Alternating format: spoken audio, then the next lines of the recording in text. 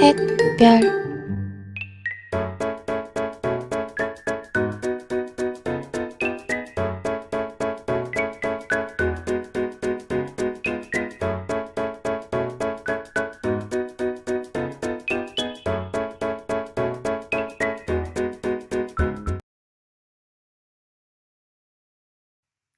Hi everyone, Assalamualaikum and good morning.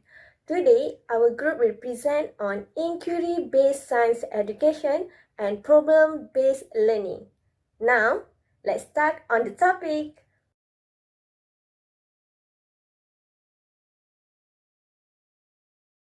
What is IBSE? But before that, let's take a look for traditionally education.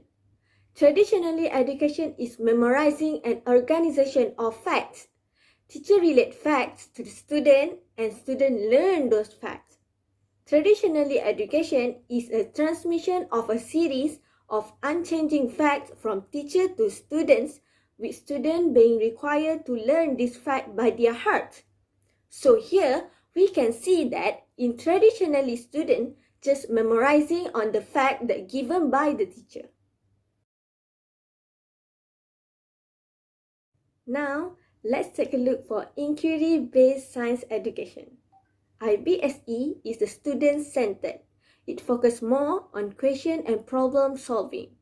In addition, it learns through reasoning and doing, through asking questions, carrying out experiments, weighing up evidence, and considering alternative hypotheses. Inquiry-based science education is a form of science education that, unlike the traditional model where the teacher provides facts and students learn them, while IBSE gives children the opportunity to explore, which is hand-on, to experiment, to ask questions, and to develop response based on reasoning. Therefore, inquiry-based learning develops student critical thinking skill because it helps students to develop interpreting, analyzing, evaluating, inferring, explaining, and self-regulation skill, which are the core critical thinking skill.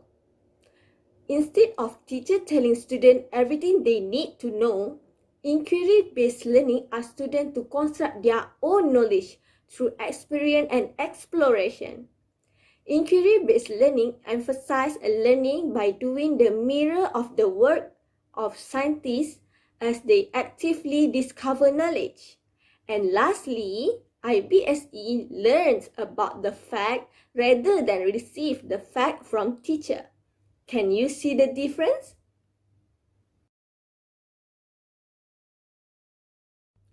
Next, what is inquiry? Inquiry is a multi-phase activity that involves making observation, posing questions, examining books and other sources of information to see what is already known.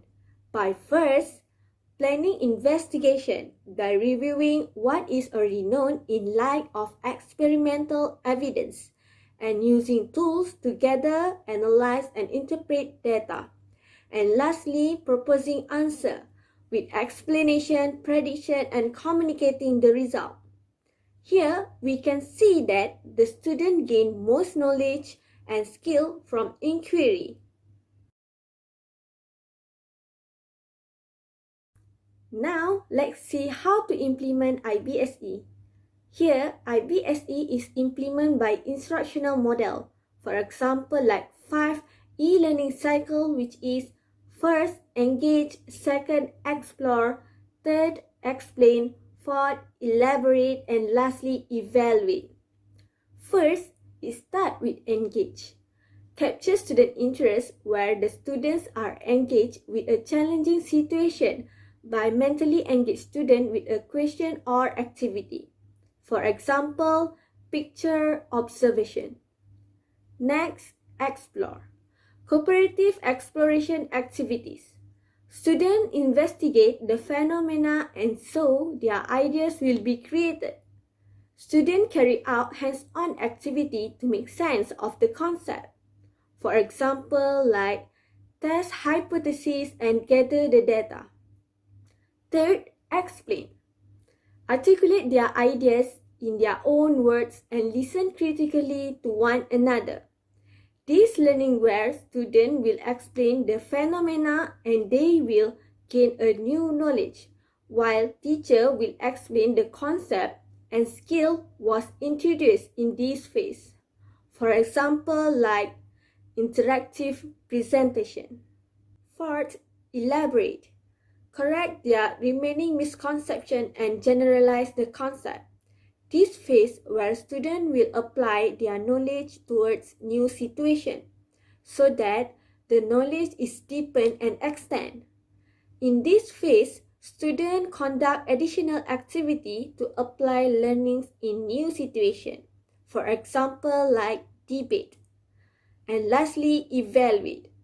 Evaluate students' understanding of concept and skill so that students will reflect on their knowledge and the learning process assessment. For example, self-assessment.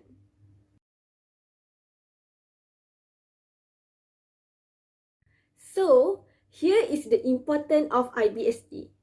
For 20th century, reading, writing, and counting. While for 21st century, it includes 4C, which is critical thinking, collaboration, creativity, and communication. Besides, most of the learning is by experience. To understand scientific and nature of science, they learn to be appreciative of knowledge. Most of the learning is by experience and initiate self-initiative in finding their knowledge. For teachers, it allows them to discover hidden giftedness because it enables an individual approach to students. While IBSE matches the special education needs of gifted students because it corresponds with their behavior. And the most important is IBSE encourages active interest and inspire creativity. It provides your class with the opportunity to explore subject, concept, ideas in a way that uniquely sparks learning in each individual student.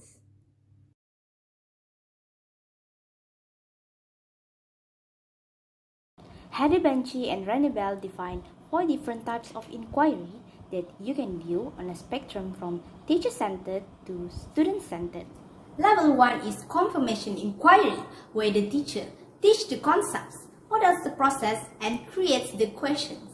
For students, they basically just kind of go along with it to learn about the process. Level 2 is structured inquiry, where the teacher creates the initial set of questions and kind of shares the procedures. Then the students walk through the rest of the inquiry process by collecting and analyzing the data and drawing conclusions. Level 3 is guided inquiry. This is sort of the beginning of what we typically think of as inquiry. This is where the teacher provides the initial research questions, but students own the research process and the experimentation. And then level 4 is open inquiry, where teachers just provide a general topic. Here is where students formulate their own questions, design the experimental or research, and collect their own data or facts they then share in their findings. Here are a few ideas where you, as a teacher, can start with inquiry-based science education or IBSE. You could do something like a science fair project or a Mythbuster style approach to testing and urban legend. IBSE has been used at every level from elementary to university with varying levels of success, but it's easy to see what the advantages are. First is greater interest. Let's begin with perhaps the biggest pro. When students are allowed to ask questions and guide the direction of the curriculum, they are going to express more significant interest in the subject matter.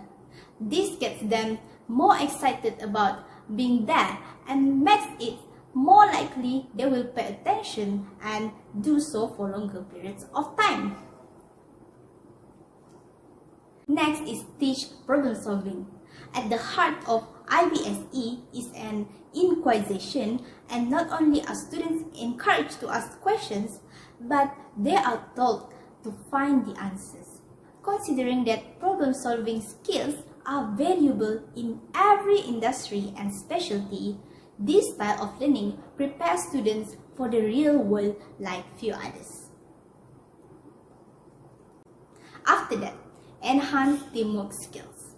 With this teaching style, students are taught to engage with one another, work in groups, and tackle problems together. This leads to greater teamwork skills, something that proves useful in most areas of life. Last but not least, long-term knowledge retention.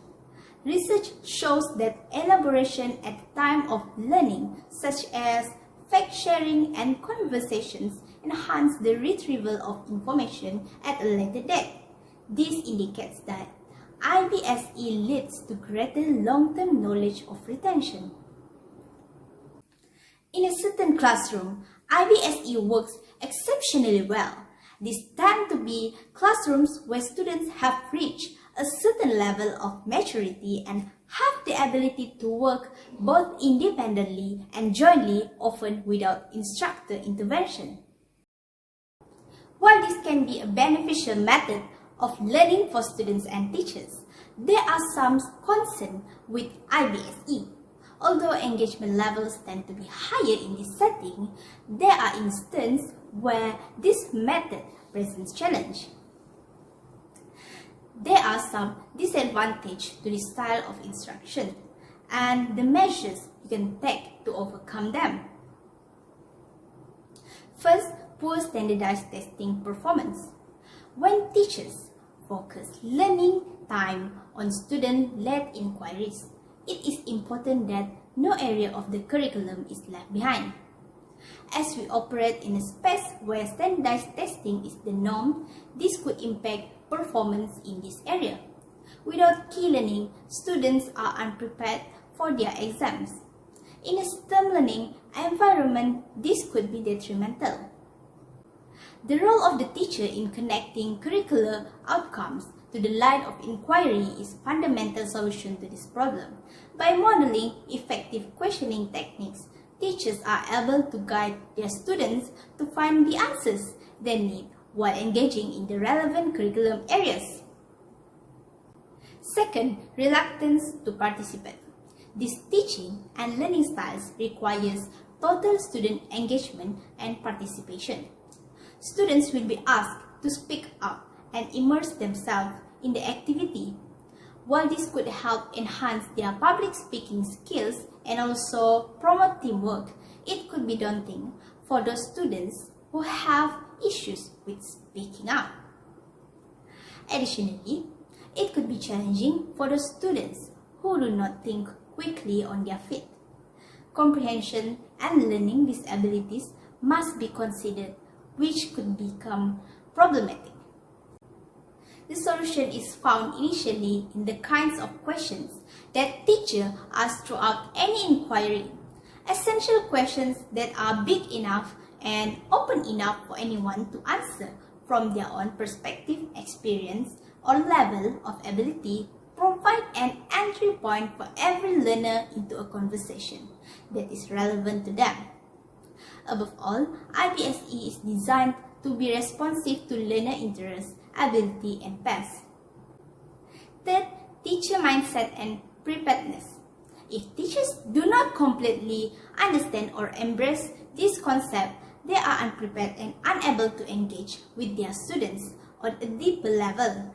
This creates a disconnect, which in turn leaves the students unprepared and at risk.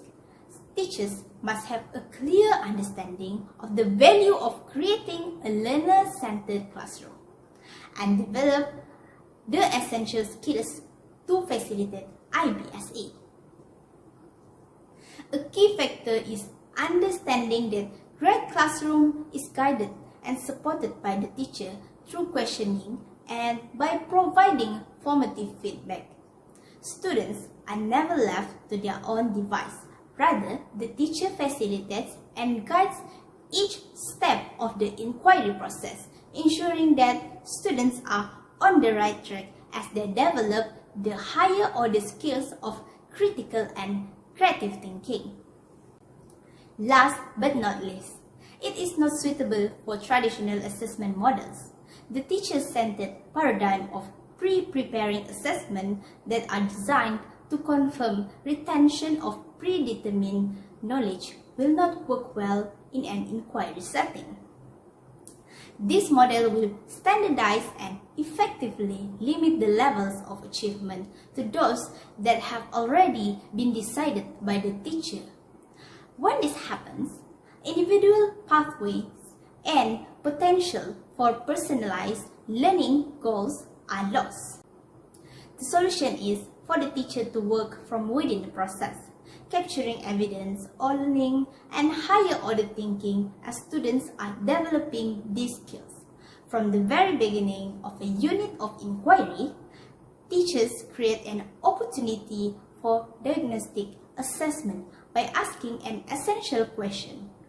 Listening to student voice through their response will provide a wealth of information about prior knowledge and experience, perspective, ability, and interest, while engaging all learners in a conversation that builds curiosity. Ongoing real-time formative assessment is the answer here and requires an interactive role from the classroom teacher to provide formative feedback and support students to develop their learning goals. Hi, my name is Nur Nabiha binti Muhammad Sofian. So here is my part. I will explain to introduction of problem-based learning, theories related to problem solving, steps in problem solving, and lastly, example in problem-based learning. Okay, let's move to the introduction of problem-based learning, or we call it as PBL. Problem-based learning is a process of finding solutions to an issue by using effective, beneficial tools and behaviors to achieve the goals. Problem-based learning is an influential way for inquiry-based learning in which students use an authentic problem as the context for an in-depth investigation of what they need and what to know. In problem-based learning, instruction is more student-centered. Student learning centers on a complex problem that does not have a single correct answer.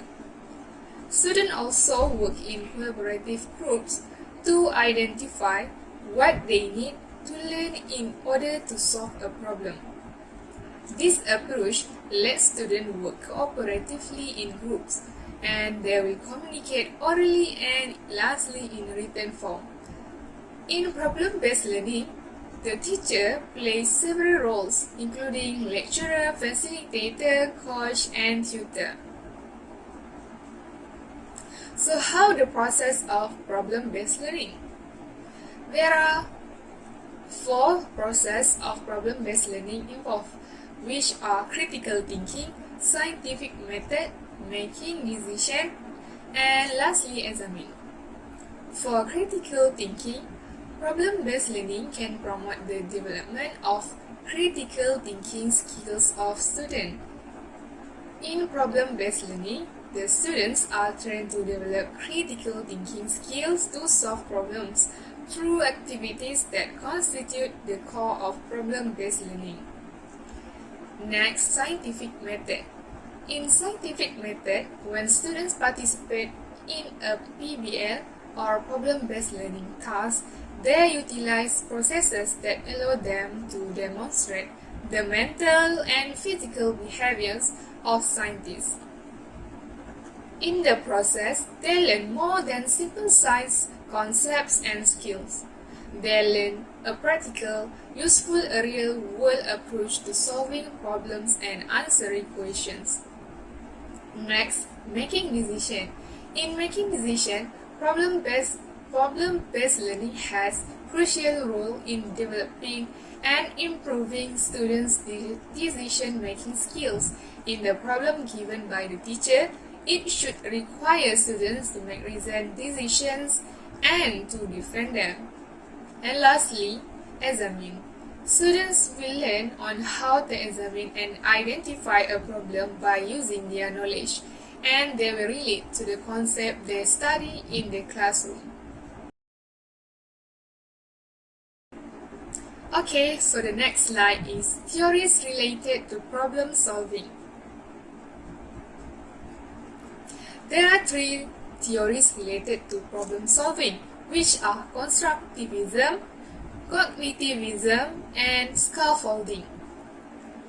For constructivism, they are stated that learning is an active, contextualized process of constructing knowledge instead of memorizing and receiving.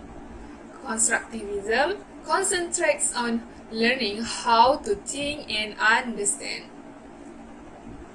Students also use their knowledge to solve real problems because constructivist learning is transferable. Constructivism says that people construct their understanding and knowledge of the world through experiencing things and reflecting on those experiences. Constructivism is a learning strategy that draws on students' existing knowledge, belief, and skills. With a constructivist approach, students synthesize new understanding from prior learning and new information. And next, cognitivism. Cognitivism focuses on mental activities such as thinking, memorizing, knowing, and solving problems. It focuses the processing of information, how the learner organize new information within the pre-existing one. And the last, scaffolding. Scaffolding is a method that helps students to learn more by working with teacher or more advanced students to achieve their learning goals. It is clear that the effect of the tutor is an important one in problem-based learning, and the tutor is well placed to provide scaffolding to learners. Okay, let's move to the next slide, which are steps in problem solving. Steps in problem solving consist of 7 steps. First, identify the problem. Student will examine and identify the problem by observing the process or event. Second, interpret, define, and delimit the problem. The student will explore what they already know about underlying issues related to the problem. Third, collect relevant data or information. The student will determine what they need to learn and where they acquire the information and tools necessary to solve the problem. Fourth, assessing alternative. By collecting the information, they will assess alternative or possible ways to solve the problem, and they will devise a strategy for testing it. Choosing the solution. From the alternative ways, student will choose one solution. And then 6. Execute the chosen solution. The students will then execute the chosen solution to solve the problem. And lastly, evaluate. Lastly, the student will review and evaluate the conclusion. So here is the next slide, problem-based learning prompt. This is one of the examples that teacher can use in activity in problem-based learning. Teacher can use this problem to give to the students to explore the answer. Okay, so now the problem is the environment is changing, and if you don't rescue certain animals, they will become endangered. Make a plan to save the animals most in need.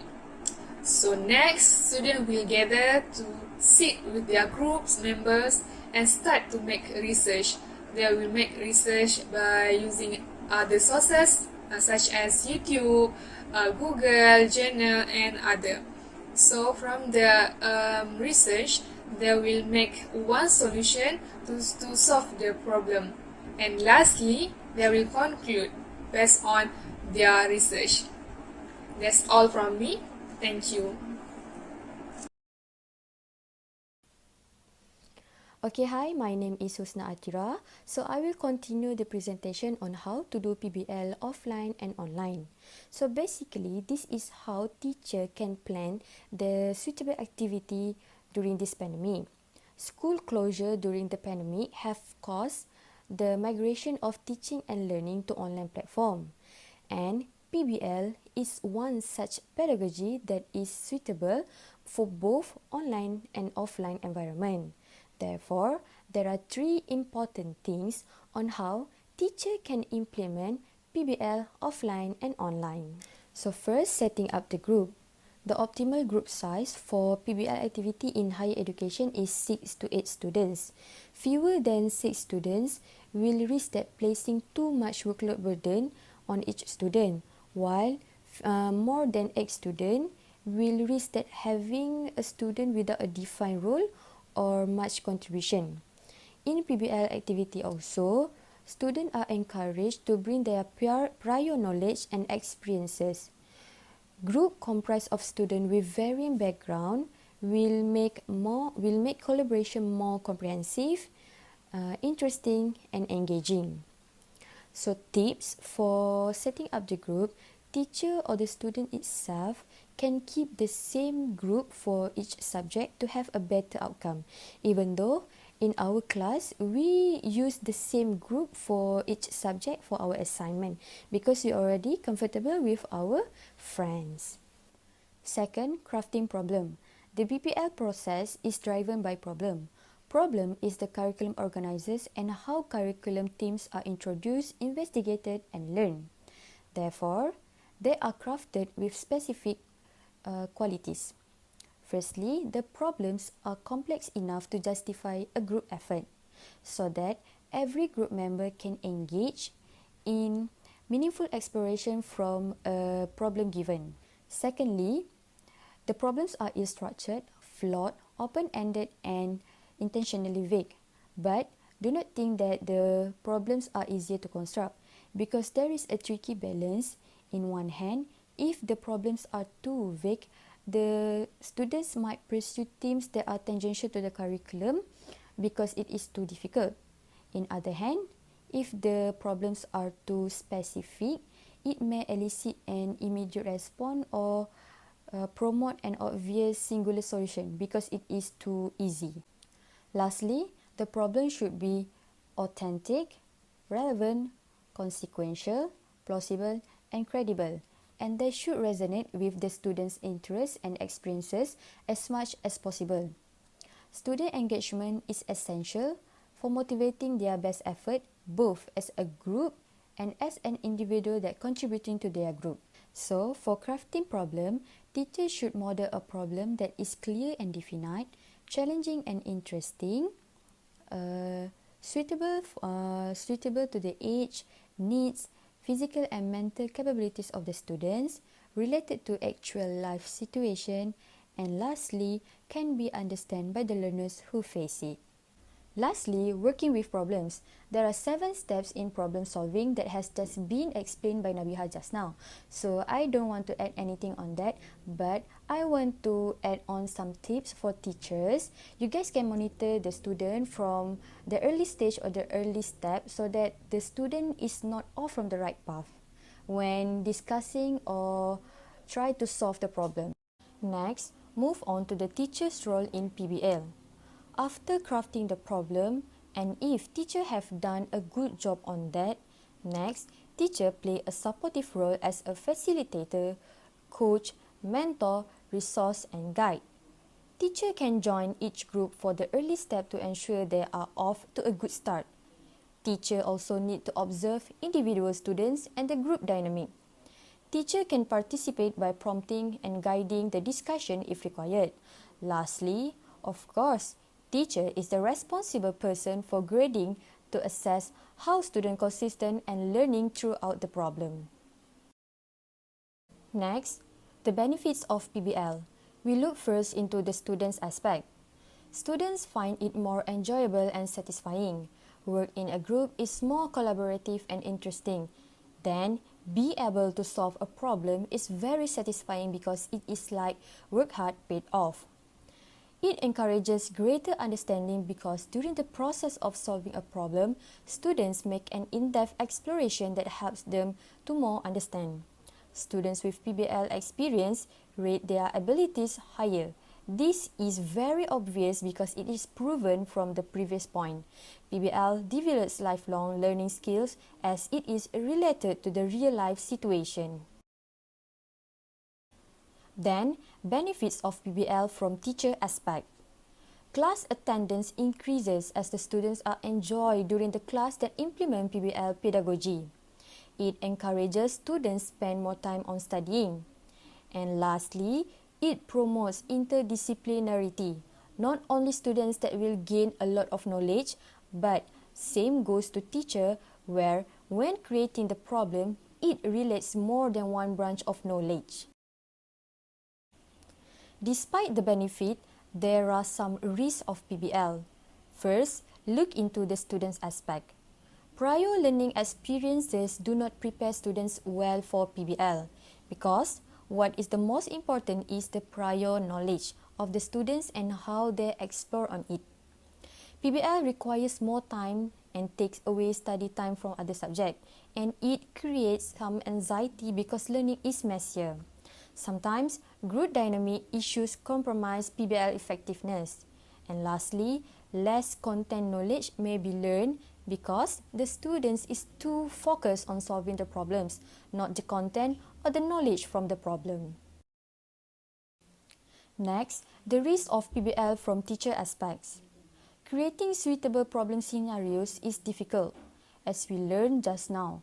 From crafting problems, it says that it is not easier to construct problems because it has a tricky balance where the problems is too difficult or too easy, and it requires more preparation times. Students have queries about the process and group dynamic issues may require teacher intervention. Lastly, it raises new questions about what to assess and how. Next, guideline for a teacher to emphasize IBSE and PBL in science classroom. First, we have simulation. A simulation is the recreation of a real-world process in a controlled environment. It involves creating laws and models to represent the world, and then running those models to see what happens. Simulations are used for scientific exploration, for safety tests, and to create graphics for video games and movies. In classroom, aside from learning facts, teacher can emphasize to do simulation like a role play, quizzes, games that can give students more understand about the lesson today. Second, field study. Field study involves collecting data outside of an experimental or lab setting. This type of data collection is most often done in natural settings or environments and can be done in a variety of ways for various disciplines. For example, during secondary school, teachers always do a field study such as in biology subject to make the students feel close and real to the nature based on the lesson that day. Or we can visit a zoo negara, taman botanical, all of that are an example for the field study. Lastly, we have an experiment. An experiment is a procedure carried out to support or refute a hypothesis. Experiments provide insight into cause and effect by demonstrating what outcome occurs when a particular factor is manipulated. Experiments are the most activity we did in school. I believe all of you have an experience to get into the lab. Each science subject has an experiment to prove the hypothesis made. During this pandemic, we still can explore the experiment via virtual, such as a free website PHET, or we call it as FET, for simulation of an experiment via virtual. In conclusion, to achieve the objective of KSSM in science subject, which is using an inquiry approach to meet the desired nature and interest in science, IBSE and PBL methods are emphasized to be used in teaching and learning in classroom nowadays. To add, the students can master the skills needed in the 21st century by implement IBSE and PBL. Last but not least, we can say that PBL is one of the IBSE. Thank you.